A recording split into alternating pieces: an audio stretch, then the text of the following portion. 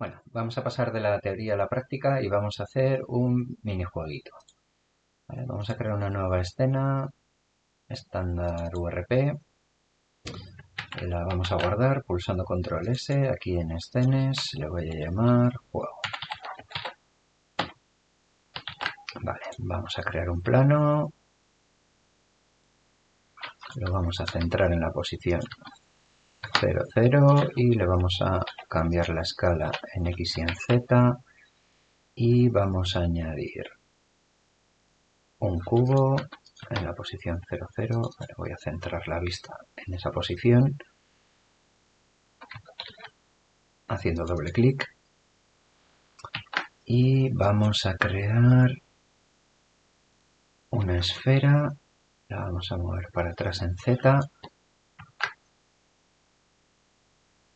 Vale. Y en este caso le vamos a añadir un script a la esfera que le vamos a llamar ejemplos movimiento. ¿Vale? En la esfera, bueno, podríamos crear un objeto scripts y desde otro objeto controlar la esfera, pero bueno, en este caso lo normal suele ser que el control de los personajes estén en el propio objeto. De esa manera, pues podríamos, de hecho le voy a cambiar el nombre a esto, le voy a llamar Sphere Player, que esté autocontenido su funcionamiento en ese mismo GameObject. De esa forma podemos crear un prefab con este jugador, ¿sí? Y todo el funcionamiento de ese jugador estará en el mismo objeto, ¿sí? Podríamos con esto arrastrar a prefabs. Igual, le voy a llamar Player.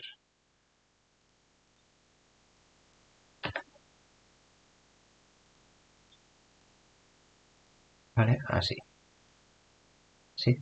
De esa forma, pues si queremos llevarnos nuestro jugador a otra escena, pues simplemente lo arrastraríamos.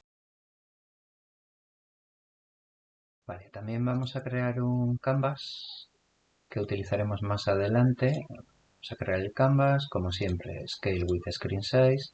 Y a este canvas simplemente le vamos a añadir una caja de texto TextMesh Pro. La voy a centrar en X y le voy a poner auto size para que el contenido el tamaño de la letra se adapte automáticamente al contenido y vamos a editar el script.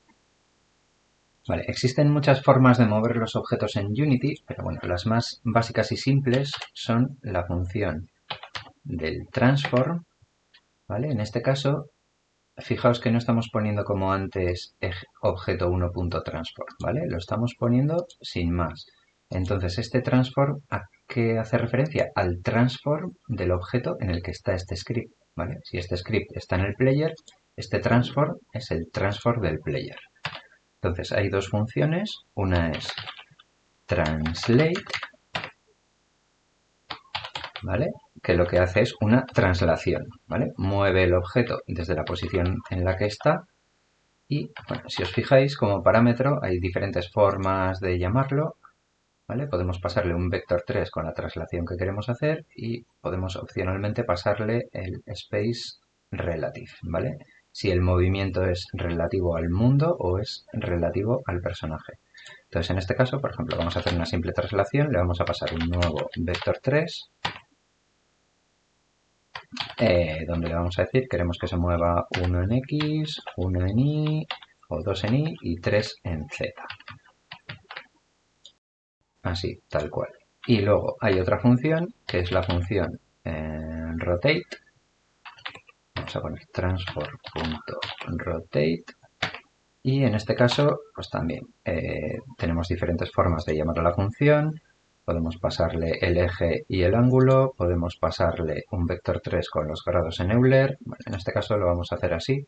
Le vamos a pasar un nuevo vector 3 y le vamos a decir, pues queremos que rote, por ejemplo, 10 grados en X, 20 grados en Y y 30 grados en Z. ¿Vale? Entonces, guardamos el script y ejecutamos. ¿Vale? Fijaos que el objeto se ha movido desde donde estaba 1 metro en X, 2 en Y y 3 en Z, y también ha rotado 10, 20 y 30 grados en estos ejes. Pero lo normal es que este movimiento se realice como respuesta a la entrada del usuario. Entonces, esto, bueno, voy a comentar estas líneas, se puede hacer de diferentes maneras. ¿Vale? Una que ya habíamos visto es, por ejemplo, detectar que hayamos pulsado una tecla en concreto.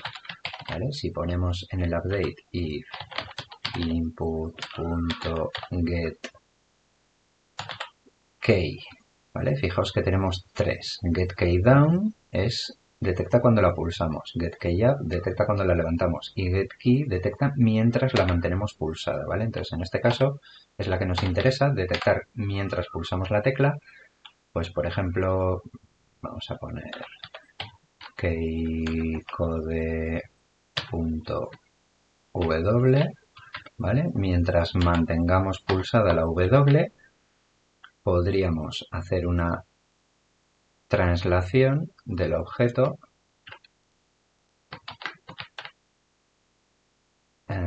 por ejemplo, vamos a hacer que se mueva 0 en X, 0 en Y y que se mueva 1 en Z.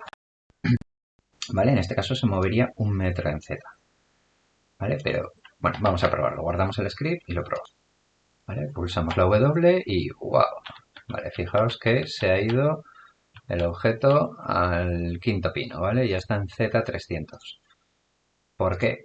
Porque recordad que update se ejecuta una vez cada frame. Entonces, si pues puede ser aproximadamente 100 veces por segundo, en un segundo se está moviendo 100 metros. ¿Vale? Otra cosa que pasa, sí, que si os fijáis, el frame rate, aquí si pincháis en stats, el frame rate no es constante. Por lo tanto, mientras mantenga pulsada la W, a veces se moverá más rápido y a veces se moverá más despacio. Y depende del ordenador, se moverá más rápido o más despacio.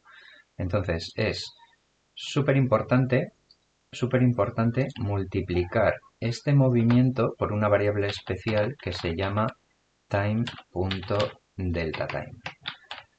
¿Vale? Esta función, o esta propiedad, mejor dicho, lo que nos devuelve es cuánto tiempo ha tardado en ejecutar un frame. ¿Vale? Os doy un ejemplo concreto. ¿Vale? Supongamos que el ordenador va a 100 FPS, ¿vale? 100 frames por segundo. En este caso, time delta time, ¿sí? Suponiendo que fuera constante, time delta time valdría 0,01 segundos, ¿vale? Si dividimos 1 entre 100, ¿vale? Nos da que es 0,01 segundos, ¿de acuerdo? Entonces, este time delta time lo que haría es multiplicar el vector, ¿vale? Recordad que la multiplicación de vectores, cada uno de estos elementos se multiplicaría por este valor, supongamos que es 0,01, entonces lo que haría es, cada frame se movería, pues en este caso sería 1 centímetro, ¿vale? Si el ordenador, y en un segundo lo haría 100 veces, con lo cual al final de un segundo se habría movido exactamente 1 metro, ¿sí? Supongamos que el ordenador va a 50 frames por segundo. Es un ordenador lento, ¿vale? En este caso, si hacemos 1 entre 50, ¿vale? Nos dará 0,02 segundos, ¿sí? Esto serían segundos. Sería el valor del delta time cuando el ordenador fuera a 50 frames por segundo. Entonces, ¿qué va a pasar? Haría 0,02 por 1, sería 0,02. En este caso, se movería, en cada frame se movería 2 centímetros, ¿sí? Pero como se ejecuta 50 veces a lo largo de un segundo, pues se movería exactamente 1 metro, ¿sí? Igual que antes. Se movería 50 veces 2 centímetros, en el ordenador rápido se movería 100 veces solo 1 centímetro, pero el resultado sería que el movimiento ya no depende del frame rate, sino que depende del tiempo, ¿sí? Guardamos el script y vamos a probarlo. En este caso, el objeto se moverá en el eje Z a 1 metro por segundo. ¿vale? Pero esta no es la forma ideal de mover los objetos, porque si os habéis dado cuenta, he atravesado el cubo y no he colisionado, no ha chocado con él, ¿vale? Podemos hacer lo mismo para rotar el objeto con la función rotate, ¿vale? Rotate sería lo mismo, transport.rotate, con la diferencia de que aquí le pasaríamos el eje de rotación y la unidad de medida, en lugar de ser metros, serían grados. Bueno, aparte de que translate no es la forma ideal de moverlo, eh, mover un objeto directamente programando aquí la tecla tampoco es algo ideal. ¿Por qué? Porque si luego queremos cambiar de teclas tendríamos que cambiarlo en el código, y si queremos que el usuario pueda cambiarlo, pues de esta forma tampoco lo podemos hacer. Para esto es mucho más recomendable utilizar el input system de Unity.